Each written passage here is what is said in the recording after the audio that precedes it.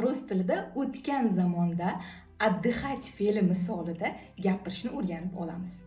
Отдыхать dam olmoq bu fe'l o'tgan zamonda 4 xil ko'rinishga ega bo'ladi. Birinchisi отдыхал dam olgan edi va bu fe'lni yonida yoki ya men olmoshi yoki on u olmoshi turadi. Bu yerda ya erkak bo'lishim kerak, on ham erkak bo'lishi kerak. Ya'ni bu fe'l faqat erkaklar ishlatadi va bu fe'l faqat erkaklarga nisbatan qo'llaniladi. Ikkinchi ko'rinishi отдыхала dam olgan edi. Bu fe'lning yonida ham ya men olmoshi bo'ladi. Agarda men ayol bo'lsam yoki ana olmoshi bo'ladi.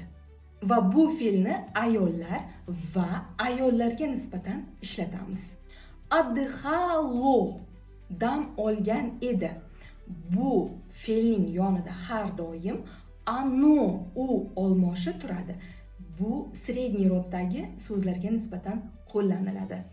Va to'rtinchi ko'rinishi отдыхали dam olgan edilar va bu fe'lni yonida har doim ko'plik shaklidagi ani ular olmoshi nazarda tutiladi. E'tibor bersangiz, ushbu 4 ta o'tgan zamondagi fe'lni birlashtiruvchi bir harf bor. Bu l harfi. Aynan mana shu suhbatda ko'p kerakli bo'lgan mavzular mening kursimda jamlangan. Hozir kursga qabul ketyapti. Kursning davomiyligi 2 oy. Agar siz Rossiyada bo'lsangiz, til bilmaslikdan yillab qiynalib yurgandan ko'ra, bir marotaba meni kursimda o'qing va 2 oyda barcha razgovor uchun kerakli bo'lgan mavzularni tushunib oling. Kursga yozilish uchun hoziroq ushbu raqamni Telegramiga noyabr so'zini yozib qoldiring.